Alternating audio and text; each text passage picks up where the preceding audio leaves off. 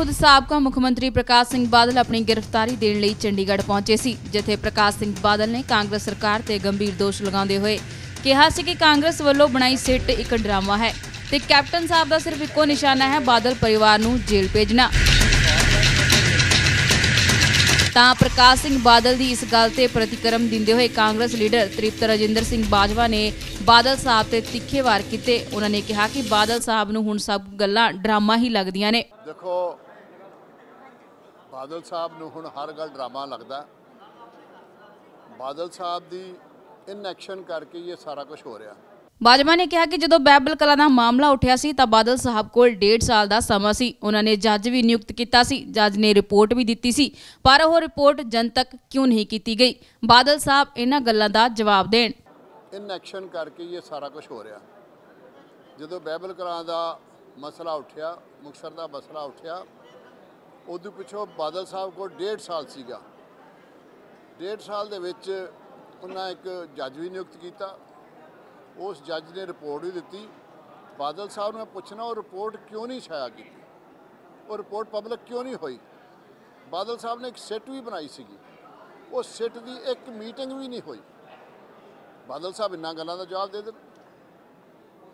बादल साहब नूं पता भी सियासी सिट नहीं बनती हुंदी, सिट अफसरां दी बनी है, उहदा काम चल रहा वधिया तरीके नाल चल रहा।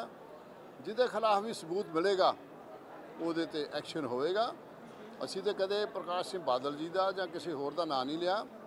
ਉਹਨਾਂ ਨੂੰ ਕੋਈ ਵਹਿਮ ਜਾਂ ਯਕੀਨ ਹੋ ਸਕਦਾ ਜਾਂ ਉਹਨਾਂ ਨੂੰ ਅੰਦਰ ਪਤਾ ਹੋਊਗਾ ਵੀ ਉਹਨਾਂ ਨੇ ਕੁਝ ਕੀਤਾ। ਬਾਜਵਾ ਨੇ ਕਿਹਾ ਕਿ ਜਿਸ ਦੇ ਖਿਲਾਫ ਸਿੱਟ ਨੂੰ ਸਬੂਤ ਮਿਲੇਗਾ ਉਸ ਤੇ ਐਕਸ਼ਨ ਹੋਵੇਗਾ। ਤ੍ਰਿਪਤ ਰਾਜਿੰਦਰ ਸਿੰਘ ਬਾਜਵਾ ਨੇ ਇਹ ਵੀ ਕਿਹਾ ਕਿ ਅਸੀਂ ਤਾਂ ਕਿਸੇ ਦਾ ਨਾਂ ਵੀ ਨਹੀਂ ਲਿਆ। ਮੈਂ ਪ੍ਰਕਾਸ਼ ਸਿੰਘ ਬਾਦਲ ਦਾ ਸਤਿਕਾਰ ਕਰਦਾ ਹਾਂ, ਪਰ ਕੀ ਜੋ ਸਿੱਟ ਬਾਦਲ ਸਾਹਿਬ ਨੇ ਬਣਾਈ ਸੀ ਉਹ ਡਰਾਮਾ ਨਹੀਂ ਸੀ। ਬਾਦਲ ਸਾਹਿਬ ਲੋਕ ਸਭਾ 2019 ਦੀਆਂ ਚੋਣਾਂ ਨੂੰ ਲੈ ਕੇ ਇਹ ਡਰਾਮਾ ਕਰ ਰਹੇ ਨੇ। ये जो सिट च कोई सबूत होगा तो ही है, कोई 19 करके नहीं असी कर रहे। 19 करके तो बादल साहब ड्रामा खेड रहे, असी 19 करके नहीं कर रहे। असी जोड़े वायदे किए सन बरगाड़ी जाके कैप्टन साहब जो गए सी, जो धरना लगा असी कैप्टन साहब ने वायदा किया असी इदां दे दोषी फड़ांगे तो सारा एक्शन करांगे। दोषी फड़े जा रहे हैं, जो कोई होर भी दोषी सामने आऊगा तो उन्होंने भी फड़ा। जे असी जे कोई ऐसी गल नहीं, कार्रवाई नहीं कर रहे। इन्हों अज चेता आ गया, कार्रवाई चल रही है, वह भी इनकुआरी चलती पई है। जो कोई कसूरवार सामने आएगा किसी का लिहाज नहीं करांगे।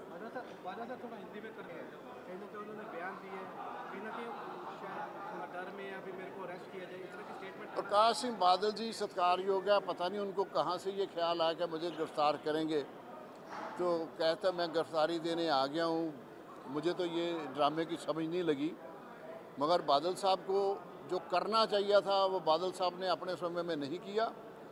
बरगाड़ी इंसिडेंट के बाद बादल साहब के पास 1.5 साल था।